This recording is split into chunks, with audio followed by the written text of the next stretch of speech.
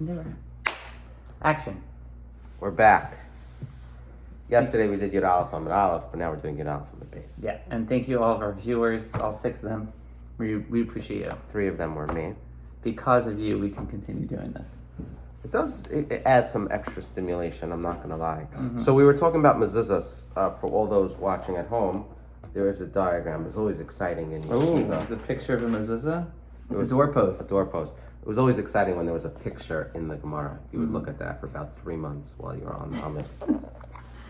That's good. Okay. Take it away, Reb Binyamin. All right. We're on the wrong 11b1. Tuni Rav Shmuel bar Yehuda Kamei de Rava. 11b1. Here we go. Tuni Rav Shmuel bar Yehuda Kamei de Rava.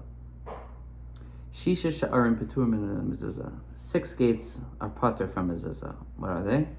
Beis HaTeven, a storehouse for straw. Beis HaBakar, a barn. Beis HaEitzim, a woodshed. Ubeis HaEitzres, and a storage house.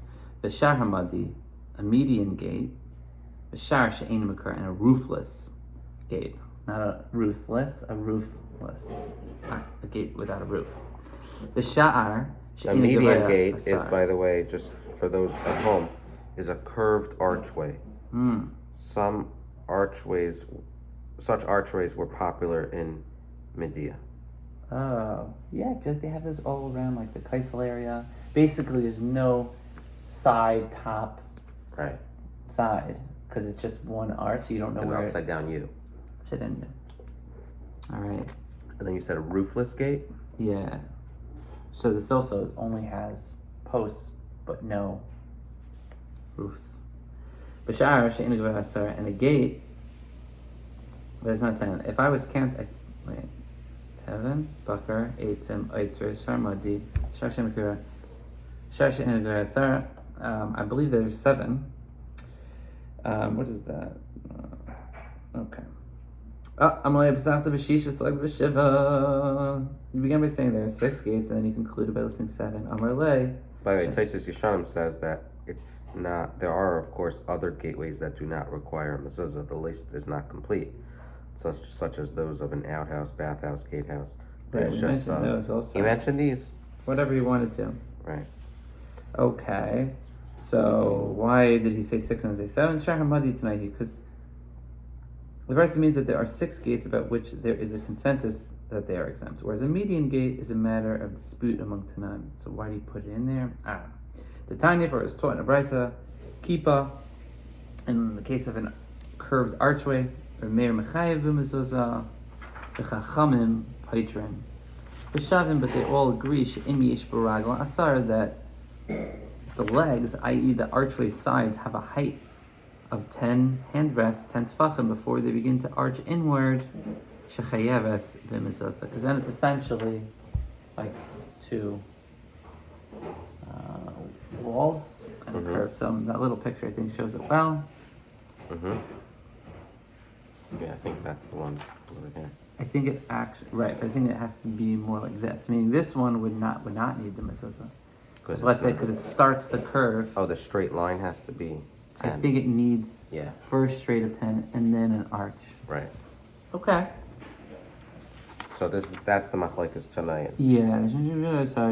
Since we can entirely ignore the curved portion, it uses the vertical sides of 10 handbreadths as a side post. The horizontal beam or row of stones that is above the archway is then the lintel that is positioned above the 10 handbreadth vertical sides of the archway. Therefore, since the status of a median gate is subject to dispute, the Tana did not count it when he say that 6 gates are exempt. Interesting that he put it in the middle of the 6. Yeah, it's funny, right? Funny placement, or at least say, in this one there's machlekes, but he put roofless gate. It also says on the bottom that it needs to be 10 tefachim high and 4 tefachim wide. So you can have 12 tefachim wide, but it's a high, but 3 tefachim wide, and have side posts and a lintel, but it wouldn't work. Where do we say 12 tefachim? No, I'm saying at least 10. Some views hold that a mezuzah is required even if the entrance has no left side post. Okay. Abaye elaborates. Okay. Let's elaborate on Abaye. The Kuli Amagavoya Sarvein Baragel Shlesh all agree that if the archway is 10 tefachim high, but its legs do not have a height of of 3 tvachim before the opening between them narrows to less than 4 handbreadths. Lav Kulmi, then it is nothing. Meaning if it doesn't at least have this picture, then it's definitely you don't need a mezuzah. Inami, likewise, Yesh baragla shleisha ve'ena gavei asara, if its legs have a height of 3 tvachim before the opening, between them narrows to less than 4 tvachim, but the archway is not 10 tvachim high, Lav Kulmi, then it is also nothing. No mezuzah is ever required in those cases. In both these cases, the entrance is entirely missing one of the essential dimensions. In the first case, it entirely lacks a 4 tfachim width. In the second, it entirely lacks a 10 tfachim height. Therefore, even Rameir agrees that it is not an entrance. Nechlikos, where's the machlekes? Rameir and the Chachamim are arguing El begvoya asara yesh b'ragel shleisha, where the archway is 10 tvachim high, yesh b'ragel shleisha, and the archway's legs have a height of 3 handbreadths before the opening between them narrows to less than 4 tvachim. So basically, this picture on the right, this is where there's machlekes. The ein brach ba'arba, but the archway is not at the top 4 tefachim wide along the entire minimum height of 10 tefachim.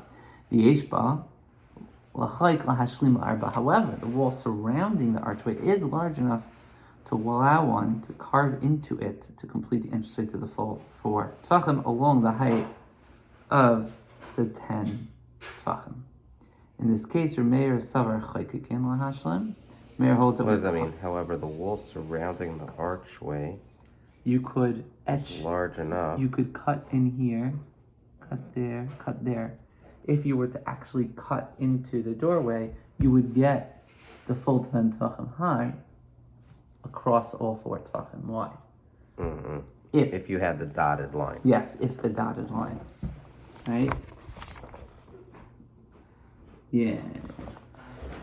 Since the potential to do so exists, so Rameir says, we do say that you use the dotted lines to complete it. Rabanan Savri, and therefore you'd have it need a mezuzah. Rabanan Savri, ein chaykikin lahashlim. Rabanan don't let you use dotted lines. We don't carve out. No carve outs, no carving stations. We don't take the potential into account, but consider the archway as it presently stands, lacking the necessary size to require mezuzah. It's like a report card for a kid. Sometimes they grade it based on potential. Sometimes they go no. Or effort, E for effort. Yeah. Like right now, what have you done for me lately? What's in it for me? So right now we're halfway through the shir. This Amazing. is, condensed, and Amid is a lot less than, it's half the size of a daf. About. The Gemara continues its discussion of the laws of mezuzah. Tana Rabanan. There's a new song, Tana Rabanan. You heard it? No. Who's Geschmack. Who's song? This guy named Hershey Weinberger. He sings it with Avram Fried. Maybe we could add the song over here. We could. Maybe I'll put it in the show notes. Show notes, yeah. Beautiful song. It's heart. It's heart. Okay. I'd love to hear it. It came out in the last couple of weeks. Should we find it now? It's on Yeah, sure. Spotify? We're gonna get Who is it? Hershey Weinberg? Hershey Weinberger, I think. Well, you said it's called Tana Rabanan. Yeah. So better search for Tana Rabanan? Yeah. All right. Or Avram Fried, Tana Rabanan. Okay. Tanu. Oh, Hershey Weinberger comes up. Single. Is the album art.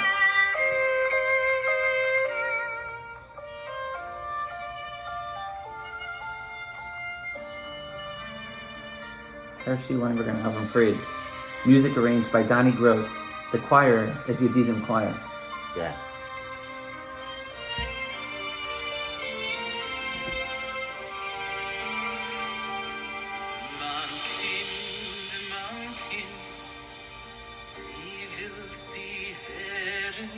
Die schönste Gesang auf der Welt. Taten Yoma, ja, ich will hören die schönste Gesang auf der Welt. Mein Kind, mein teuer Kind, ich will dir jetzt singen die schönste Gesang auf der Welt. Tachten Yoma, sing schon vor mir die schönste Gesang auf der Welt. Sing mit mir, Rabanan. Tuni, Rabanan, hum dir ab. Getting a phone call right at the high part. This phone call has been brought to you. Pick it up. It's okay. Yeah. Hey, Shir, what's up? Hey, how'd it go? 1 second. Okay. So while he's away, we're gonna learn a little bit. The Rabanan have learned. Yada. You think he'll ever watch this part of the video? I could literally say anything. Okay, Tarabanan. Basic Knesses Aves Haisha Aves Hashutafin Chayeves B'Mezuzah. A shul, a synagogue, right? The house of a woman, meaning she owns or rents a house, because renting you're still Mechayev and Mezuzah. It says on the bottom, and a house owned by partners. Okay, so a shul, the house of a woman, and a house owned by shutfin all require mezuzah. In fact, the Gemara Pshita, we should make a song now. Pshita, it's pashit. You shaita. No, not like Pshita, it's pashit. You translucent. Pshita, it's pashit. Fragt wussen wel. Ich fragen die Kasche, aber das ist Bullshit. Pshita, it's Bullshit. A taiku mit Eliyahu. Ya ba ba ba ba ba. Ya ba ba ba ba ba. Pshita, it's bullshit. So it's pasha, right? Why should the Tana tell us that these require mezuzah? You're gonna tell me a shul doesn't require mezuzah? A house owned by partners doesn't require mezuzah? A woman owns a house. Oh, no mezuzah? It's not a mitzvah sasha. It's not grama. It's forever. And for the Gemara Mahu the Tema, you might have said beisecha, right? We say in Shema, your house. The lashon zachar. It doesn't say beisa. It doesn't say her house. So we say, and also it says beisecha, your house, not v'loy batehem, not their houses, not the house of partners, not a shul. It says a house. Don't say beis Hashem. That's my own little knee. Kamash Malon, therefore, teaches us. Doesn't say beisa or batehem. So how would I know? Comes along the Rabanan. The Rabanan have learned. Ya ba ba ba ba ba. I think there would be a market for a live stream. Not even a live stream, but like Joey Newcomb learning Torah. I think Thailand would be into it. Doesn't have to be long, but like, just he learns, right? So just put a camera on him and throw it up there. People would be like, because he's probably very involved with the payas. He probably sings while he learns, like spontaneous. Like he'll be like, the toisves, the toisves, the toisves, the toisves, the toisves, and then like he learns with Donnie Gross, and Donnie Gross is like, and then break off into song. Tani Rabanan, the Rabanan have learned. Ya ba ba ba bye bye, ba ba bye bye bye bye. Yona, go get me chickpeas on the day camp's bill. Yeah, and 4 sodas and 6 waters, and an ice cream, strawberry shortcake. Yeah, on the day camp's bill. It's good. Thank you, Yona. Yona. Oh, he's coming back. Act normal. We're back. Sorry about that. A little intermission. Continue.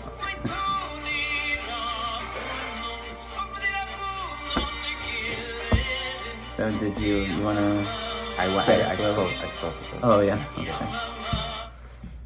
Okay. We're going to chaza now. The Ilam got this share ready, but go ahead. Speak it out. No, you go. I did it already. Tana Rabanan, Beis HaKnesses, Beis HaIsha, Beis HaShutvin, Chayeves B'Mezazah. Shul, house of a woman, and a house owned by partners require mezuzah. Pshita. To the notes. To the notes Get first? that, yeah. What is that? Okay. A house owned exclusively by a woman. So normally following those, we shouldn't maintain the rented houses biblically obligated on mezuzah. Reference can be to a house that is rented exclusively by a woman. Okay, owned or rented by women. Okay, that's good. Yeah. Pshita, why should the Tana need to tell us that these structures require mezuzah? Why would I have thought otherwise? Ma'alatema beisecha v'le beisa. Beisecha v'le botehem. Kamashmala. I might have thought your house, but not her house, out of a woman, or beisecha, which is singular your, but not those owned by partners together. Kamashmala, and that's what it has to tell us. Mehechatesi, it's not beis, that it's the same spelling for a woman.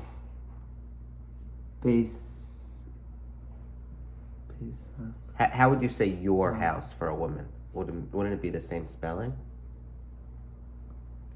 Must be that the nekudas on the words is also like taught out. Like that's, You're right. Yeah, that is, yes. That's some extra credit for the good listeners. Yes. Maybe this is, maybe you're supposed to darshan it like that. Beisachla means only a man's house, not a woman's house requires it. Like men wear tefillin, women don't. You know, one of the same or things. Maybe beisachla means a shul doesn't have it. Shul doesn't need if it. we're partners on a Our big building, yeah. real Battery estate, Park, remember our building we have? Yeah, or even a house in Oklahoma. Right. Single residential home there that we rent out for $1,800, $500 profit. We split it $250. Yeah. Before taxes. Yeah. I mean, we pay taxes? No, 1039 it, right? Kosher money. I don't know that stuff. Amar Kra. 1039 means you don't pay taxes?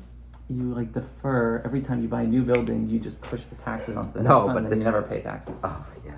But what about the profit on that home? No, because you just put it into the next building, and So basically we never get paid for this house? No. Every time you refinance, you take out money, but it's not profit. It's just you're refinancing. We gotta get into this. I know, right? Never did it, but this is what they say. Amar Kra. It's so funny. Every time you put an episode, you're always like, I really should just buy a property, and like you never do. Do you get people calling you like, you want to get in on something? Not so many people call me, but I should. You need to have some level of liquidity. Yeah, you're right. But you know what? Well, It's okay also partially having money in a target date mutual fund that Yeah, that's you know, nice. like- it's nice. I think people chase yield. Like they're like, I'm not happy with 8%. I only want 12% on my money. And then like you hear all these horror stories. And it's not like you have to do due diligence on this stuff and you have to know what you're Right, so doing. you diversify, you know, if you have. However, whatever I had enough to diversify. I don't think I'm in a capacity to do that. Guys, Harvesting Media is a great company. It can really help your business. People say, "Oh, why don't you plug Harvesting I Media?" know you never on? do. You're so funny that you don't. I know. Like, people have no idea that you do that. I know. It's funny. It is funny, but you know what? I feel like it's self-serving. Part of why I like the episodes is that I'm not there to promote myself. I'm there just to help people. And I think that's part of why it's grown to what it's grown. People see 100%. through that. Yeah. Like, when Yaakov's always just talking about Twillery all day. No, he gets paid for that. I also do Twitter. He pumps on his status, so he gets a lot of people. But God bless. God bless. Amar Kra. So why Taka do women have to put on mezuzahs and why do shuls have mezuzahs? Because it says, "L'man yirbu yimechem v'mei v'nechem." In order to increase your days and days of your sons. Hani ba'u chaye.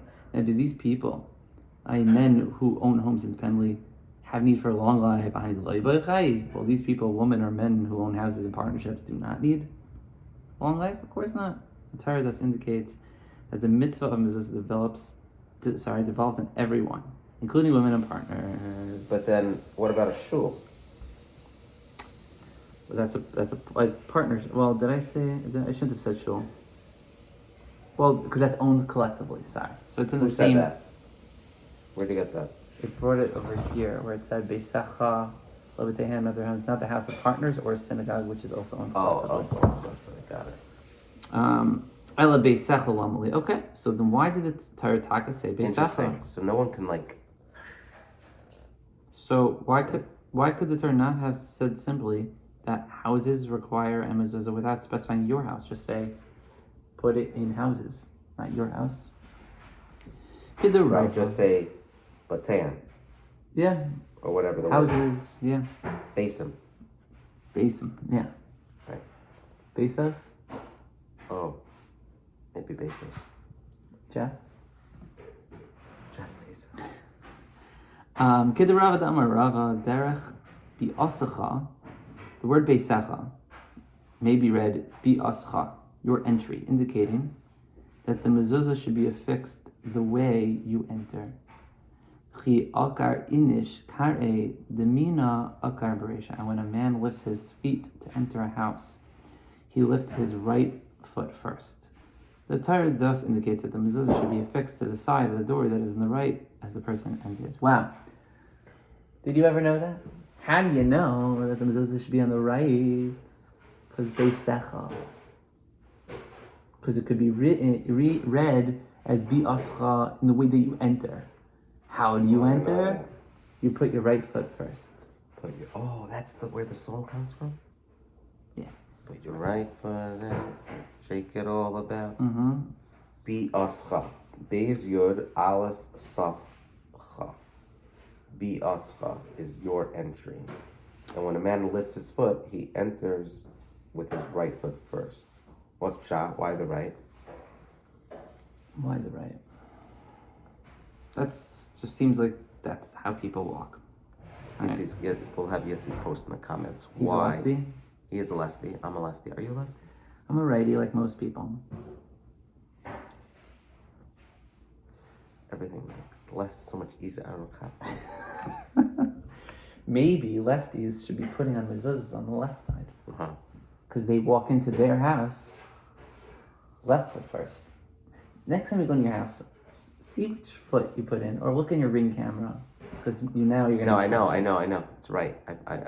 I move my right foot first when I walk, I think. And he's a lefty. Lefties might say you're not a realtor. Okay, let's see a filming. Okay, here's the door. Thinking. Yeah. You know why? Because it opens. No, it opens. In order to move, I'm leaning on my stronger side. So you're saying I might go left foot first? I also This is the door. I also kick with my right foot. So you're righty foot. You're a foot righty. Yeah, I kick with my right. And I'm gonna do my code. You just gave the code to everyone. I go right foot. Right foot. Yeah. But we don't even realize halachically we're doing things correct. But we do need to figure out Yitzi why. Okay, we're gonna take it now to. Pesach Nessus. Okay. The Gemara cites a parallel brisa that considers a similar issue in a different context. That's a lot of jargon. Let's see what that means. Tani idach. It was taught in another brisa. Pesach Nessus ubeis hashutafin ubeis teisha mitamin binigam. Yitzi, I also want, if you can post in the comments, like, it was taught in these brises. I want to learn a little bit more about what is a brisa, but how are they collected? In the sense that, This is a Reb Avi question? No, but I think it could be researched online, collection of brises. Is this, back in the day, did they have a bunch of parchments with brises just listed, or was it just a bunch of verbal shiurim going on and this is how they collected it? Is there a sefer where you could just... Sefer HaBrises? Yeah, Like you have the Gemaras? Yeah. Mishnas? You have Mishnas. You have the Brises. Or maybe that's what the Gemara is. But I'd love to hear a little bit more about that. Sure. Okay. Beis HaKnesses, Beis HaShutavim, and Beis HaIsha Mitamin B'Negan. A synagogue, a house owned by partners, and the house of a woman are subject to the Tumah of Tsaras. Tsaras is the discoloration of a person's skin, clothing, or house, which renders the affected object tummy and requires a special purification procedure. You did that back in Nazir? Yeah. So the house in this case is there's some discoloration. Okay. Okay. Pshita, that's obvious. Well, a house is a house is a house. As like Dr. Seuss. Because you might have said the Torah's use of the expression uva asher lo habayis, and the one whom the house is his shelkam implies his. Loy v'loy la, but not hers. Loy v'loy lahen, his, but not theirs. Kamash Malan, the Brisa teaches us that is not the case, and it is mitama to negan. Same question like last time. Maybe that's the case. Maybe the fact that the pasuk says loy and not la and not lahen. Maybe that's there's a reason for that. Amakra beves eretz achuzas, because then the pasuk says in regards to the tzaras of houses, and I will place a tzaras plague in a house of the land of your inheritance. The unqualified term a house in the pasuk indicates that all houses are susceptible to tzaras. So it says later on, generically, in a house of the land of your inheritance. So you see, it's talking about everything. For the Gemara, if that's the case, Ela loy lamali. Why do I need the word loy, which references him? And for the Gemara, Enfert means. And for the Gemara, you should watch when you were gone. I did a whole bit, but whatever. I said it. I told him. I even started it. Do you think Binyamin's ever going to watch this? But you would enjoy it very much. Yeah, you don't have to do anything. And for the Gemara, why does it have to say loy? Misha miyachid beisar loy, to inform us that Hashem visits tzaras on the house of someone who keeps his house to himself. She'ena roitze lahashel kelav, in the sense that he does not wish to lend his utensils to others. Va'emer she'ein lain. So he says that he has none to lend and does not allow anyone into his house to see what he keeps there. Kadosh Baruch Hu mefarsamai. Hashem exposes him. Kimishvafana es when tzaras is visited on the house and he's forced to clear out his house of everything in it. Prat lemashel kelav dachem. Thus the Torah excludes one who lends his utensils to others. I have no clue what I just read. I'm going to look at it quietly.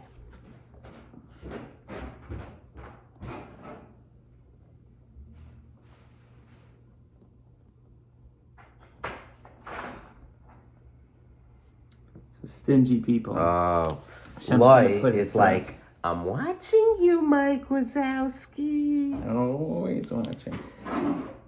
Right? But he's saying, I don't have anything. He exposes him. Shemafan is basically now he's forced to clear out his house of everything in it. And thus the Torah excludes one who lends his utensils to others from the likelihood of being visited by such tzaras. So loy is like possessive. Loy, like it's his. It's the one whose house is his, since he keeps it and its contents himself. loy means, you know why? You know why? Uva asher loy habayis? Because you were stingy. You were miser. Is Yasala the holy miser? Is that one? One of the Shomakawa stories? So basically, misers, Hashem's going to visit tzaras on them, because then it's going to show all the kalim that they have. Yeah, they have to take all the kalim out. Oh, you don't have a power washer to lend me? Really? So Lamaisa, we learned from here that we should. You don't have a spare table? So when I make a suda, I could. Yeah, all the chairs and extra stuff. Hashem gives us things to give to others. Right. Even though they have our names on it. Yeah. Yeah. I mean, I sometimes have shirts with my cousin's names on it, right? But you know what? Then they did a mitzvah. They gave it to you. Right. Beautiful. Okay. To be continued. Shkaya. Here are a few lines from the bottom of, base. Bye.